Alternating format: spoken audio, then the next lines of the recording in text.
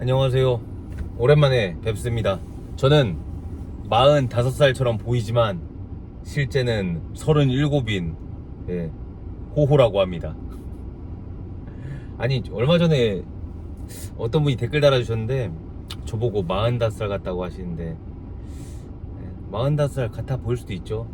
근데 좀 너무 쓸데없는 소리는 그만하고, 이번 주는 뭐 여러분들 아시겠지만은 현대인프라코어가 2분기 실적 발표를 했었고, 실적 발표 결과에 따른 주가의 변동폭이 상당했던 한 주였었고요.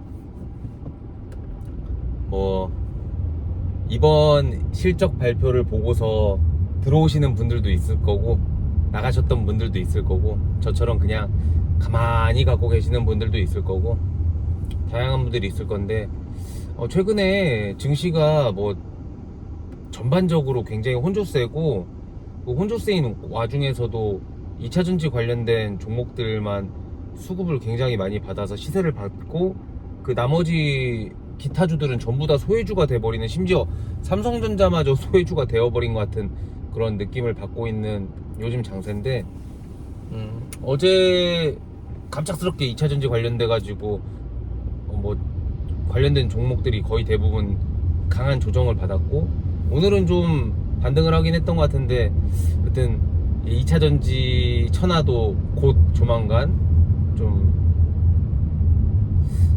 결과값이 나오지 않을까 싶습니다.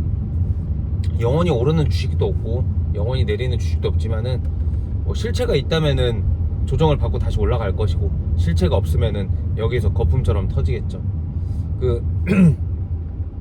제가 기억하기로는, 제가 생각했을 때 작년에 우리나라 주식 종목 중에 한 종목을 고르라면은 HMM이 가장 기억에 남았고, 그 전년도에 한 종목을 고르면 신풍제약이라고 하는 종목이 기억에 남는데, 그 신풍제약이라고 하는 종목이 코로나 때 코로나 치료제 임상 관련돼 가지고 굉장히 많은 시세를 받았었고, 지금은 뭐 최고가 대비해서 엄청 많이 떨어졌는데, 어젠가 상한가 쳐가지고 아직 살아있구나 싶었는데, 이 얘기를 뭐 제가 2차전지, HMM, 신풍제약 뭐 이렇게 얘기를 하는 이유가, 저는 뭐 주가라는 거는 저희 개인들이 어떻게 할 수 있는 게 아니잖아요. 뭐 뭔가 미지의 어떤 세력이 있던지, 아니면은 뭐 기관이나 외국인 등 각종 수급적인 요소가 있던 간에, 당장 오늘의 주가, 내일의 주가, 내일 모레의 주가를 맞추는 거는 신의 영역이라고 생각을 해요. 신의 영역이라는 말은 결국에는 우리는 예측할 수 없다는 이야기를 하는 거고, 결국에는 이 회사가 좋은 회사인지 좋지 않은 회사인지랑 주가랑은 같은 방향으로 얼라인 될 수도 있지만은 그렇지 않을 수도 있다는 얘기를 하고 싶은 겁니다. 그래서 지금 강하게 시세를 받다가 최근에 강한 조정을 받았던 2차전지 중에서도 실체가 있는 회사가 있을 거고, 실체가 없는 회사가 있을 수 있다고 생각을 해요. 예를 들어 금양 같은 종목은 아무리 좋게 봐줘도 조금 많이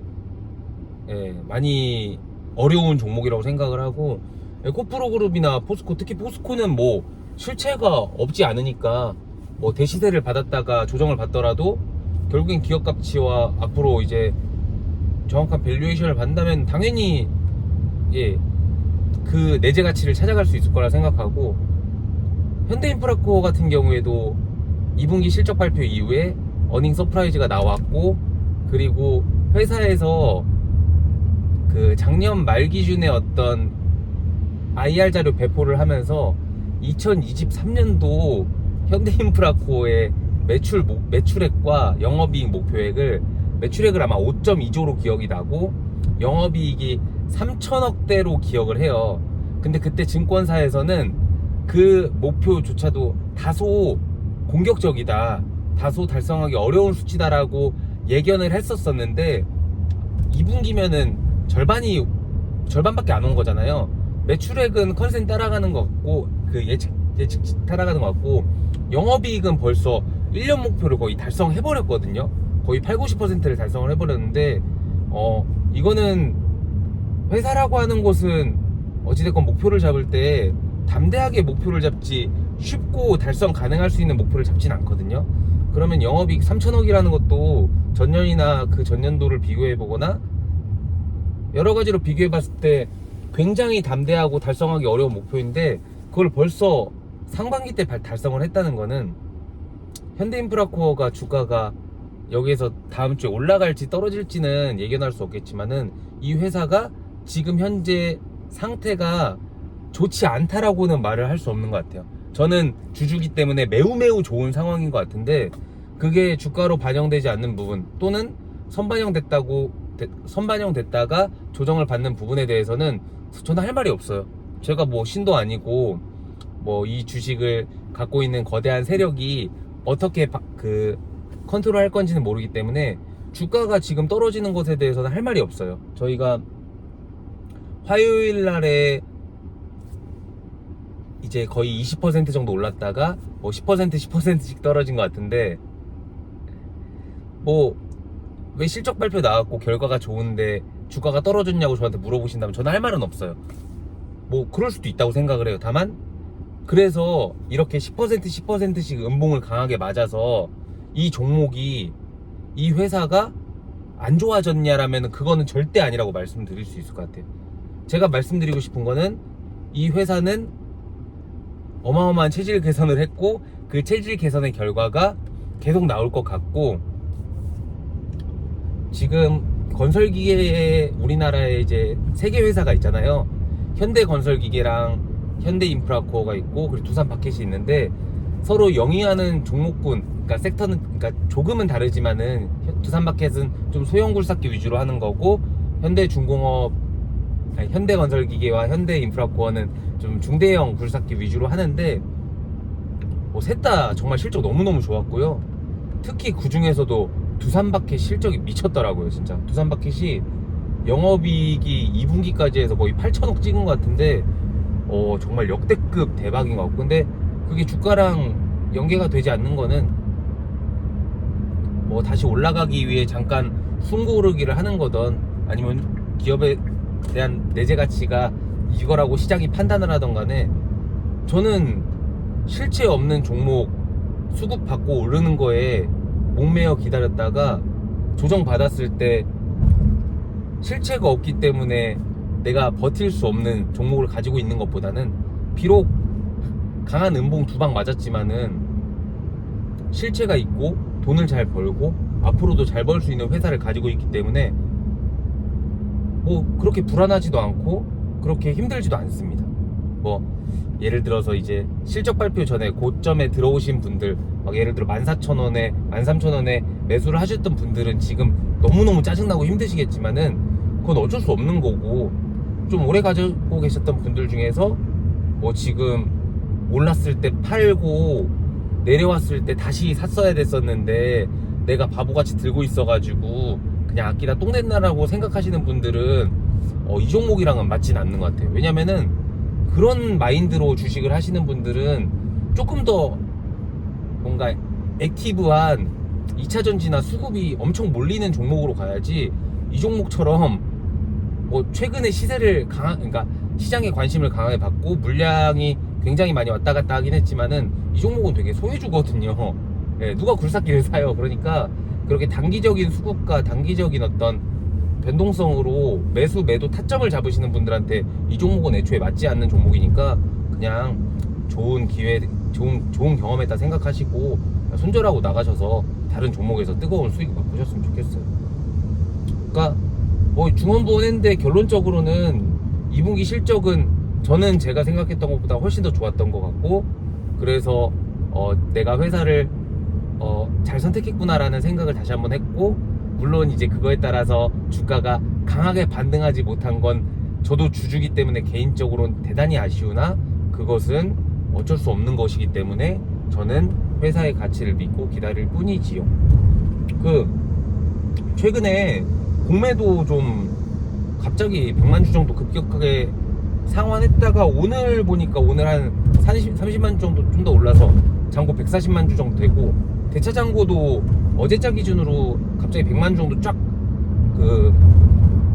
갚아가지고 뭐 오늘 8시에 다시 봐야겠지만은, 제가 봤을 때는 뭐 여러 가지 측면으로 봤을 때 뭐 나쁜 시그널만 있는 건 아닌 것 같지만 그럼에도 불구하고 저는 보유자의 입장에서 상황을 굉장히 관망하는 사람이기 때문에 제 의견은 그냥 의견으로서 존중을 해주셨으면 좋겠고, 뭐 제가 주가가 오른다 떨어진다를 예측할 수도 없고, 예, 할 만한 영향도 없는 사람이기 때문에. 다만 2분기 실적 발표 결과와 그 회사의 IR 자료를 보고서도 내가 이 종목을 왜 샀을까 땅을 치고 후회하는 사람들이 있다면은 그거는 좀 제정신은 아닌 것 같다는 생각이 들어요. 그러니까 아까도 말씀드렸다시피 고점에 들어오신 분들은 땅을 치고 후회할 수 있지만은 그런 분들한테 이 종목은 애초에 맞지 않는 종목이니까 나가셨으면 좋겠고, 오래 가지고 계셨었고 오래 트래킹 하셨던 분들이 2분기 실적 발표를 봤는데 주가가 떨어져서 욕을 한다고 하면은 그런 분들은 참 안타까운 것 같아요. 네. 근데 뭐 안타까운 것도 어쩔 수 없죠 뭐. 그리고 마지막으로 제가 이제 이것저것 보다가 가장 인상적인 부분이 이제 이 회사가 그 두산에서 나오면서 이유는 잘 모르겠지만은 재무 구조가 박살이 난 상태로 이제 거의 받아가지고 급한 수술 때문에 유상증자까지 하고 뭐 주주들 고생했지만은 결국에는 부채 비율이 되게 안 좋았었거든요. 근데 지금 2분기 실적 관련해서 IR 자료 보면은 재무 구조에서 그 부채 비율이랑 순차입금 비율이 굉장히 많이 줄었어요. 작년 말 기준으로 했을 때 부채 비율이 189.7이었는데 23년도 1반기 기준으로 했을 때 166.6이니까 마이너스 23.1% 줄었고, 순차입금 비율 같은 경우에도 74.6에서 65.5니까 9.1 거의 10% 줄었는데 뭐 이 구조대로라고 하면은 지속적으로 자본 증가하고 부채 줄이면은 굉장히 재무 구조도 드라마틱하게 개선이 될 것 같다는 생각이 듭니다. 이 재무 구조 같은 경우에는 제가 올해 초 4월 달인가 3월 달인가 하여튼 그때 그 주주총회 갔다 왔었잖아요. 그때 IR 팀장님이랑 나눴던 질의 중에서 제가 그 부채 비율 관련된 재무 구조 개선에 대해서도 질의를 했었었는데,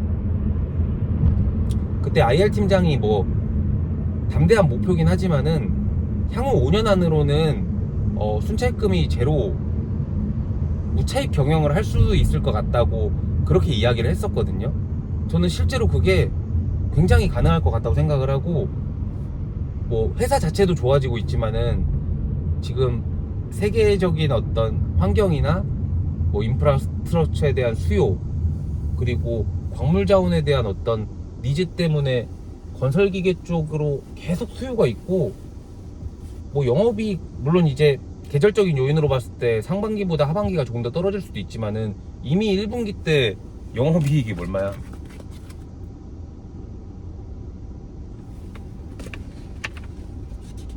죄송해요. 영업이익이 거의 3,200억을 달성했기 때문에 뭐 예를 들어서 하반기 조금 어려워서 2천억 정도 달성해서 5천억 정도 영업이익 달성했다고 하고, 그냥 퍼 10만 준다고 하더라도 5천억에 10 곱해보세요. 5조죠. 뭐 5조. 지금 주가 2배 조금 넘어야 되는 건데, 뭐 퍼 10이 조금 과도하다 싶다고 하더라도 뭐 퍼 7이나 8만 준다고 하더라도 퍼 7조 볼까요? 7호 35 3조 5천억. 지금 오늘 종가 기준으로 2조 조금 넘을 것 같은데 아직도 캡이 좀 있다고 생각을 하고, 회사 그때 작년 IR 자료에서 2027년까지 영업이익을 7천억까지 끌어올린다고 했는데 이거 목표도 수정해야 될 것 같아요. 생각보다 영업이익이 상승하는 속도가 너무 가팔라가지고. 여튼 이 회사는 저는 어찌됐건 얻어 걸렸지만은 굉장히 잘 선택한 것 같습니다. 네.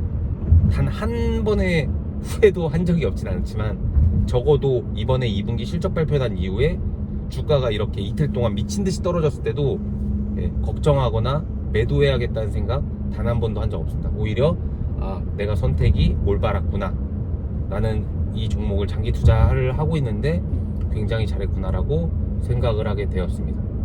하여튼 뭐 똑같은 얘기 계속 그 중원부원 하고 있는 것 같은데, 결론은 뭐 지금 보시는 분들 중에서 뭐 팔고 나서 보시는 분들은 거의 없을 거고, 가지고 있는데 어떻게 해야 될지 몰라가지고 보시는 분들이 있을 것 같은데, 뭐 가지고 계신 기간이 좀 길면은 저랑 같이 조금만 더 기다리시죠. 네, 정당 같이 받을 때까지 기다리시면은 조금 더 멋진 가격에 나갈 수 있지 않을까요? 네, 여튼 이번 한 주도 고생하셨고, 네, 다음 한 주도 파이팅 하십시오. 내일은 내일의 태양이 뜨겠죠. 예, 영상 마치겠습니다.